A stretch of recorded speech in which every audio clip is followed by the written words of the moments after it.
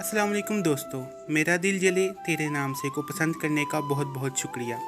आज मैं कहानी का बाकिया हिस्सा बताने जा रहा हूँ, लेकिन इससे पहले मेरे चैनल कहानियों के काफ़िले को सब्सक्राइब करें, लाइक करें और शेयर करें।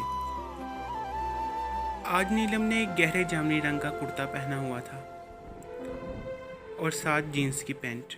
वो ऑफिस में बैठी कुछ काम कर रही थी कि फ़याज़ अहमद ऑफिस में आया और बोला, नीलू, आज तुम बहुत प्यारी लग रही हो। नीलम तो बरसों से अपनी तारीफ सुनने के लिए बेचैन थी, लेकिन आज ये वक्त आया भी तो कैसे हालात में, जब वो ये फैसला नहीं कर पा रही थी कि उसे क्या करना चाहिए। नीलम ने फ़याज़ की बात को नज़रअंदाज किया और अपने काम में मसरूफ़ रही। आज शाम मेरे साथ डिनर पर चलोगी? फ़याज़ ने कहा। फ़याज़ अहमद ये बात कर ही रहा था कि उसके फ़ोन पर बेल हुई तो वो चौंका और जल्दी से फ़ोन की बेल को ऑफ़ कर दिया। नीलम को ये हरकत अजीब लगी। तुम बात कर लो, किसी की इम्पोर्टेंट कॉल होगी, नीलम ने कहा। नहीं, ये बैंक से फ़ोन आ रहा है, उनसे लोन लिया था ना, तो वो बार बार कॉल करके रिमाइंड करवा रहे हैं। फ़याज़ ने बात टाल दी और उससे वादा लिया कि वो शाम को डिनर पर चलेगी और ऑफिस से बाहर आ गया। ऑफिस से बाहर आते ही उसने मोबाइल कान को लगाया और गुस्से से बोला, हाँ हाँ, मुझे याद है इस वीकेंड पर क्या है, मैं आ जाऊँगा। पैसे तो भेज रहा हूँ ना हर महीने, तो मुझे बार बार क्यों बुला रही हो? फ़याज़ ने गुस्से से कॉल काट दी। शाम को डिनर के लिए नीलम और फ़याज़ एक होटल में गए तो फ़याज़ ने फिर से बात शुरू की। मैं अब तुम्हारे बिना नहीं रह सकता, मुझे माफ़ कर दो, मैं बहुत शर्मिंदा हूँ। मैंने सोचने का टाइम लिया है ना, नीलम ने कहा। लेकिन मैं अब तुम्हारे बगैर नहीं रह सकता, फ़याज़ ने कहा। अचानक इतनी मोहब्बत कहाँ से जाग उठी? नीलम ने तंज की। तो फिर ठीक है, मैं आज तुम्हें अपनी मोहब्बत का यकीन दिला ही देता हूँ, अपनी जान देकर। मैं सिर्फ़ और सिर्फ तुमसे प्यार करता हूँ। और ये कहते हुए उसने अपनी जेब से जहरीली गोलियाँ निकाली और खाने लगा। नीलम उठी और उसने हाथ मारकर गोलियाँ गिरा दी। अगर तुम मर गए तो मैं कैसे जीऊँगी? मुझे भी अपनी मोहब्बत पर यकीन था कि तुम एक दिन ज़रूर आओगे, इसलिए मैंने आज तक शादी नहीं की, नीलम ने फ़याज़ को गले लगाते हुए कहा।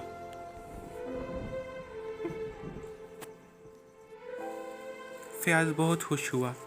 नीलम की तो खुशी की आज इंतहा ही नहीं थी। थोड़ी देर बाद खाना आया और वो खाना खाने लग पड़े।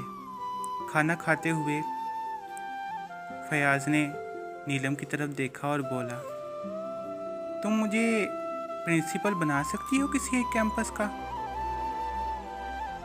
क्या कहा तुमने? नीलम ने हैरान होते हुए कहा। यही कि मैं तुम्हारे किसी एक कॉलेज का प्रिंसिपल बन सकता हूँ शादी के बाद, फ़याज़ ने कहा।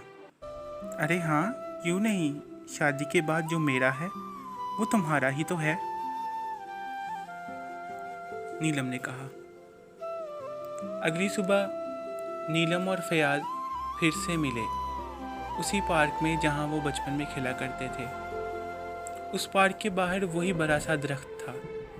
उस बड़े से दरख्त पर बहार की वजह से फिर से पत्ते आ गए और परिंदे चहचहा रहे थे।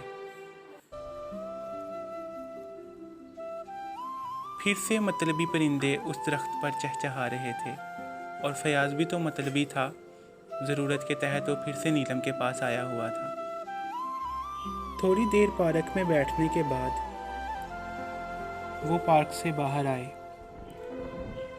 तो नीलू उस दरख्त को देखने लगी।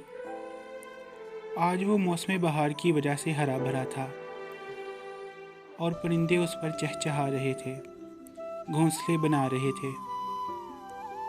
नीलम फ़याज़ के साथ उसी दरख्त के नीचे खड़ी हुई और हंसने लगी। मन ही मन में वो सोचने लगी कि बहार का ये नज़ारा ख़ज़ां के नज़ारे से कितना मुख्तलिफ है। ख़ज़ां में इस दरख्त पर एक परिंदा भी नहीं था और आज बहार के वक्त इस दरख्त पर परिंदे यूं बैठे हैं जैसे कभी यहाँ से उड़े ही नहीं थे। कि तभी उसके मोबाइल फ़ोन पर बेल बजी। नीलू ने मोबाइल की तरफ देखा और हंसते हुए बोली, देखो फैज़ू, जब मैं खुश होती हूँ ना तो भैया को खुद ब खुद ही मालूम हो जाता है कि मैं आज बहुत खुश हूँ। और मेरे खुश होने की वजह जानते हो कौन है? तुम। फयाज के तो जैसे होश ही उड़ गए और घबराहट भरे लहजे में बोला, तुम सलमान भाई और सोनिया आपी को हमारे बारे में कुछ ना बताना। क्यों? नीलम ने पूछा। हम मिलकर उनको ये खुशखबरी देंगे ना कि हम जल्द शादी करने वाले हैं और हमारे दरमियान सुलह हो चुकी है। नीलम मुस्कराई और बोली, ठीक है बाबा, जैसे तुम्हारी मर्जी। और फ़ोन को उठाकर कान से लगा लिया। हेलो भैया, तो कैसा जा रहा है आपका ट्रिप? मैं और सोनिया तुमको बहुत मिस कर रहे हैं, सलमान ने कहा। अरे भैया, ये वक्त आपका और सोनिया का है, मुझे कबाब में हड्डी बनने का शौक़ नहीं, नीलम ने हंसते हुए कहा। फिर कुछ रस्मी गुफ्तगू के बाद दोनों ने खुदा हाफिज़ किया और फ़ोन बंद कर दिया। नीलम फयाज के साथ अपने घर चली गई। वहाँ फयाज ने काफ़ी पी और फिर थोड़ी देर बातें करने के बाद वो अपने घर के लिए वहाँ से निकल पड़ा। फयाज अपने घर जा ही रहा था कि फरहान का फ़ोन आया तो उसने उठाया और कान के साथ लगाया। अरे यार, मिल ही लो, काफ़ी देर से मिले नहीं, फरहान ने कहा। मैं अभी फ्री हूँ, बोलो कहाँ मिलना है, फयाज ने कहा। मेरे घर आ जाओ, फरहान ने कहा। ओके, आता हूँ, पर आज का डिनर तुम्हारी तरफ से, फयाज ने हंसते हुए मुझसे कहा। हाँ हाँ, तुम आओ तो सही, फरहान ने ये कहते हुए फ़ोन बंद कर दिया। फयाज फरहान के घर में गया और उसकी बैठक में बैठकर शाम का खाना खा रहा था। यार एक बात बोलूं, फरहान ने कहा। हाँ बोल, फयाज ने उससे कहा। यार नीलू के साथ ऐसा मत करो, फरहान ने काफ़ी दुखी लहजे में ये बात की। बड़ा रहम आ रहा है उस पर, अभी तो वो जाल में फंसी है, कुछ फ़ायदा तो उठा लेने दे, फयाज ने कहा। यार तुम एक दफ़ा उसे धोखा दे चुके हो, अब दोबारा ऐसा मत करो। वो तुमसे प्यार करती है, सच्चा प्यार, मोहब्बत का मजाक मत बनाओ, फरहान ने कहा। तुम्हें बहुत दुख हो रहा है उससे? उसके साथ मैं जो मर्जी करूं, कहीं प्यार व्यार तो नहीं हो गया उसके साथ? तो कर लेते ना शादी जब मैंने उसको छोड़ा था, फयाज ने कहा। ये कैसी बात कर रहे हो तुम, फरहान ने कहा। हाँ तो इतना बुरा लग रहा है तो जाओ जाकर कर लो उसके साथ शादी, ये कहकर वो उठा और उसकी बैठक से बाहर चला गया। फरहान को नीलम पर बहुत तरस आ रहा था। वो मन ही मन में ये सोच रहा था कि फयाज की सच्चाई वो नीलम को बता दे। आज जुम्मा था और कल से वीकेंड शुरू हो रहा था।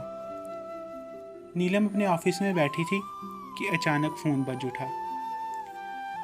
तो दोस्तों, आज की एपिसोड आपको कैसी लगी कमेंट करके ज़रूर बताइएगा। अब हम मिलते हैं अपनी अगली वीडियो में। अपना ख्याल ज़रूर रखिएगा। अल्लाह हाफिज़।